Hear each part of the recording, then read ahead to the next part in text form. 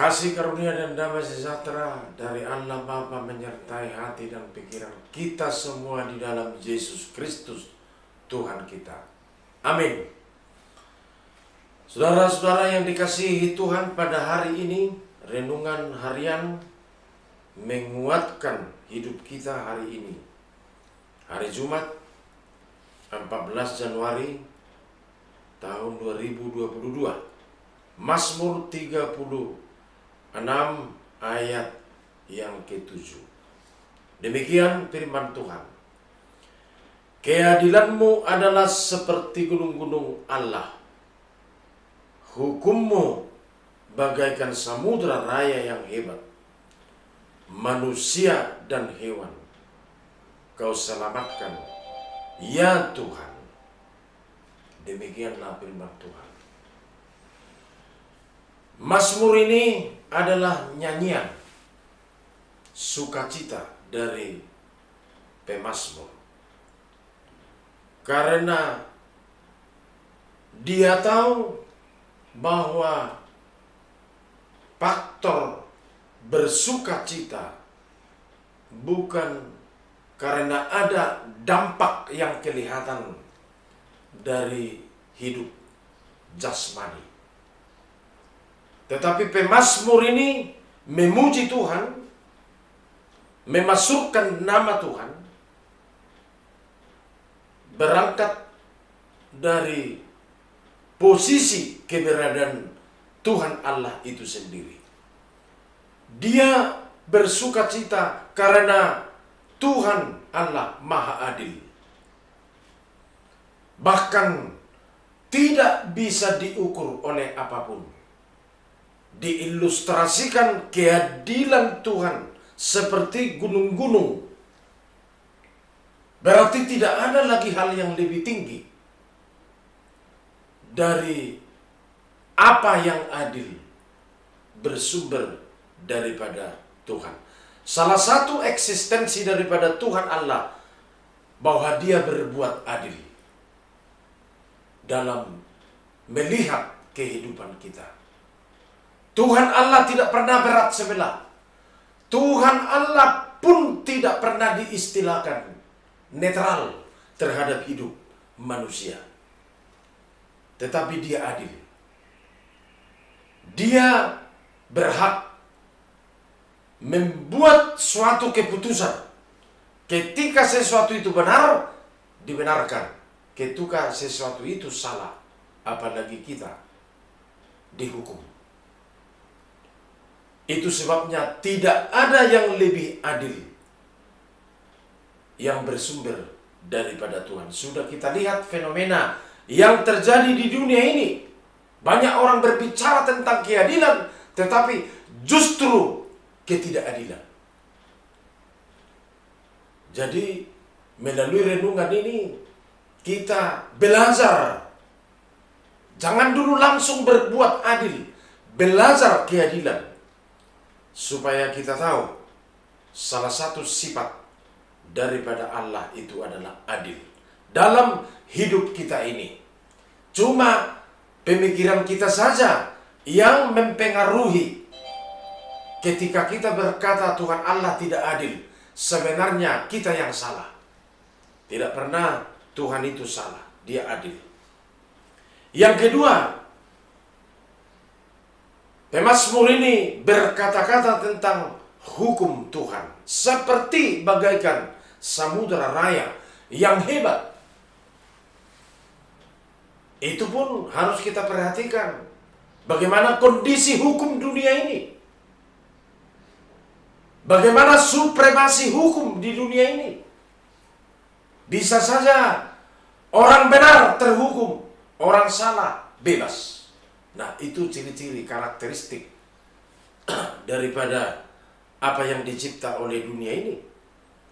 Kalau di dalam Tuhan dikatakan di sini, hukummu bagaikan samudra raya yang hebat.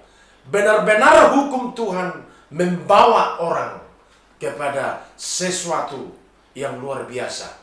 Membawa orang percaya kepada berkat Tuhan.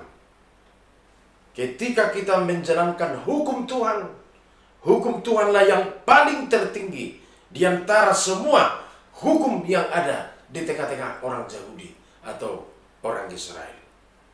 Hukummu bagaikan samudra raya. Jadi bukan diskriminan. Hukum Tuhan itu tetap. Itu berlatar belakang ketika Musa menerima hukum Taurat yang ke-10 untuk dijalankan oleh bangsa Israel. Ketika mereka jelas berjalan dalam hukum Taurat, maka mereka digiring kepada kebaikan. Mereka mengenal apa itu dosa, apa itu kebenaran. Karena hukum Taurat itu adalah sebagai pagar agar manusia atau kita orang percaya tahu membedakan mana yang benar dan mana yang salah. Seandainya tidak ada hukum, bagaimana kita? Ya, akan sembraut kita berpikir, sembraut bertindak, apalagi sembraut berbuat di hadapan manusia dan di hadapan Tuhan. Dikatakan di sini oleh kedua konsep itu, keadilan dan hukum Tuhan, manusia dan hewan diselamatkan. Jadi hukum Tuhan itu berlaku untuk semua, bukan hanya untuk manusia. Ada hukum tentang tumbuh-tumbuhan, ada hukum tentang hewan, ada hukum tentang pertanian dan lain sebagainya. Manusia dan hewan kau selamatkan. Disinilah kita memahami universalisme daripada apa yang sudah dikerjakan Tuhan, bukan hanya sebagian. Tuhan itu di dalam Yesus Kristus, keselamatannya universal, menyelamatkan dunia ini, bukan hanya menyelamatkan manusia yang mendiami dunia ini.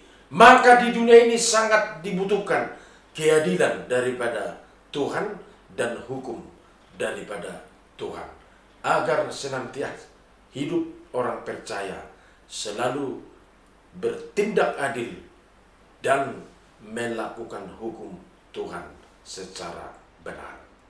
Di tengah-tengah pekerjaan kita masing-masing pun selalu ada norma-norma atau hukum yang berlaku.